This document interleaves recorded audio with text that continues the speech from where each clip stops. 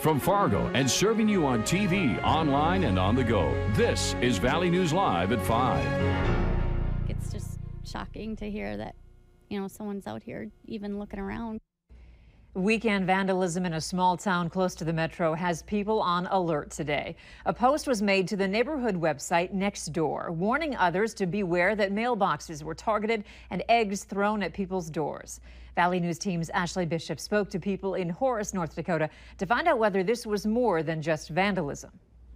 The Orchard Park neighborhood of Horace is just this, quiet, which has some neighbors surprised vandalism would be happening here. A lot of people don't know we're out here. Chris Winnigy says their neighbors keep an eye out on each other.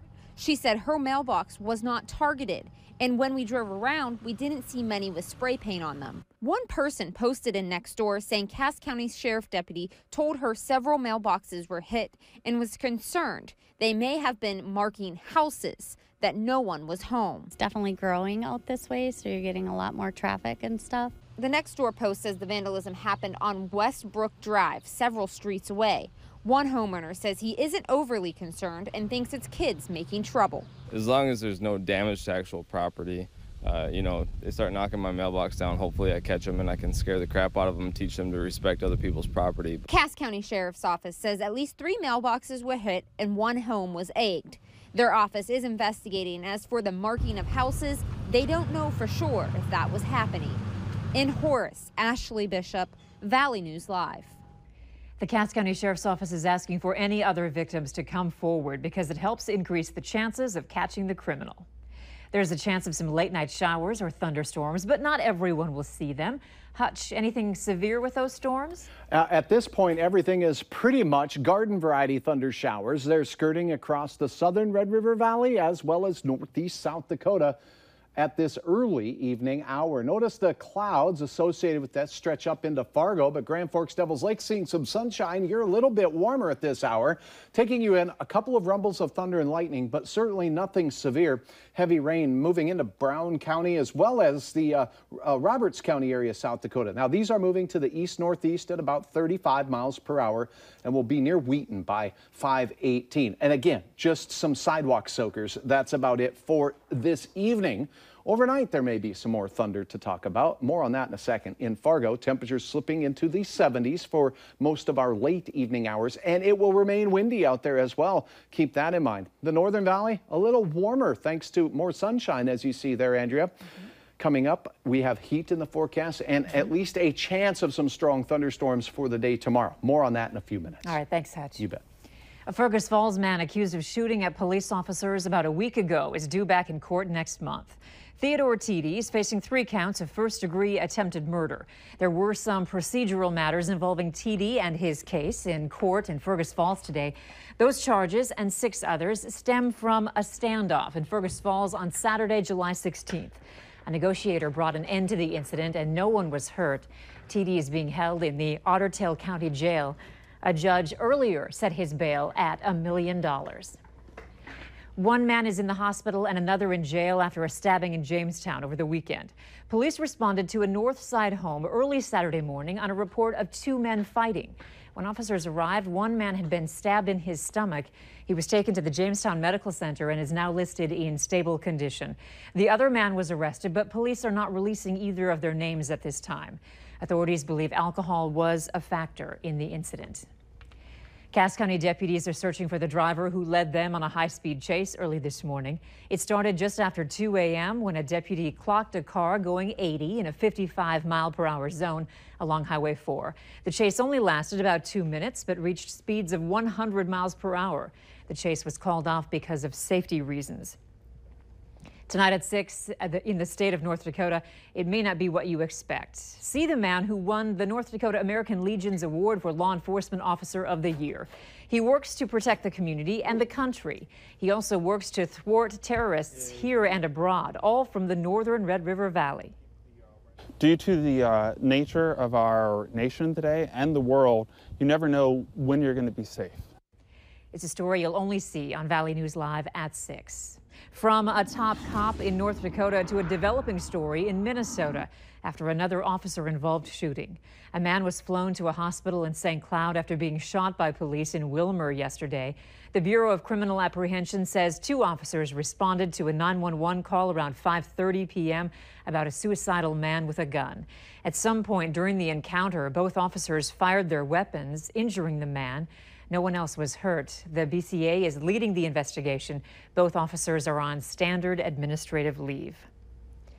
In Minneapolis, city crews are removing homemade signs that have been popping up around the metro, appearing to mock police officers. The signs were attached to real signs in some areas with the quote, "Warning, Twin Cities police easily startled." Many people posted photos of the signs on social media over the weekend. At this point, it's not clear who put up the signs. This comes after a Minneapolis police officer shot and killed Justine Damon outside her home. 1 week ago, Saturday, Damon called 911 to report a possible sexual assault. Officer Matthew Harity, the officer driving the squad car that night, told investigators he and his partner, Mohammed Noir, were startled by a loud noise in the alley leading up to the shooting. Neither officer turned on the body or squad cameras. The BCA is investigating. The Hennepin County attorney will decide whether or not to file criminal charges against Officer Noor. Last Friday, Police Chief Janae Harteau resigned. Mayor Betsy Hodges has appointed an interim police chief. The truck driver accused in what authorities are calling a horrific human smuggling operation has been charged and could face life in prison or the death penalty if convicted. James Matthew Bradley Jr. left federal court in San Antonio after his initial appearance today. Prosecutors say he drove a semi with dozens of undocumented immigrants crammed inside amid sweltering heat. Bradley says he had no idea people were inside until he stopped for a break. 8 people were found dead inside the trailer. 2 more died later at the hospital. Dozens more were found severely injured. Police are investigating whether an 18-year-old woman live-streamed herself driving drunk in California before an accident that killed her 14-year-old sister. A young woman broadcasting herself live on Instagram as she drives down the road and raps along with the music. At times, it looks like both of her hands are off the wheel.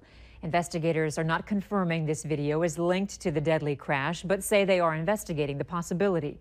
They do confirm 18-year-old Abdulia Sanchez was with her 14-year-old sister and another 14-year-old when the crash happened.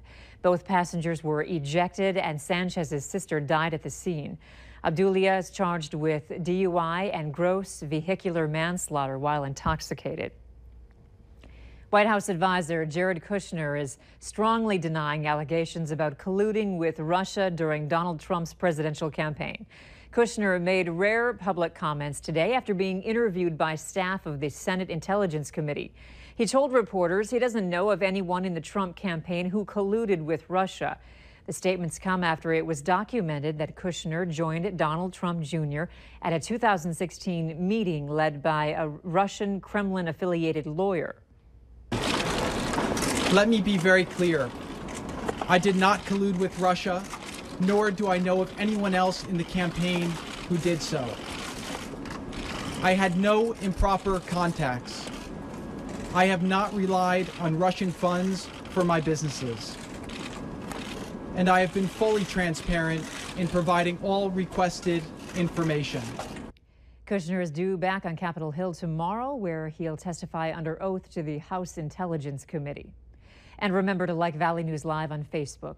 You can follow the latest news, weather, and breaking news updates anytime on your feed. Just search Valley News Live, like our page, and you'll stay informed throughout the entire day. It dominates the skyline on the west side of the metro area, and it's expected to be a dominant factor in medical care in the region as well. It's Sanford Health's new hospital, and it's opening for business tomorrow.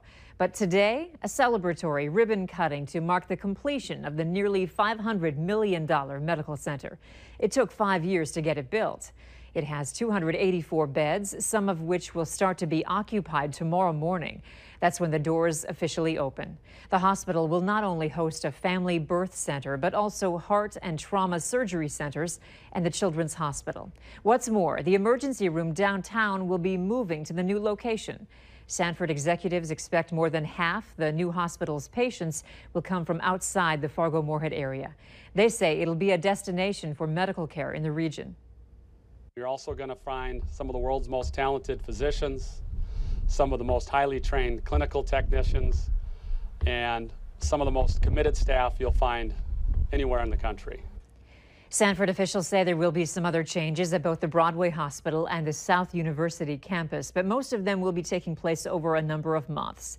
And Valley News Team's Christy Larson will join you, give you a tour of the new hospital tomorrow morning, and help you learn about some of its very unique features.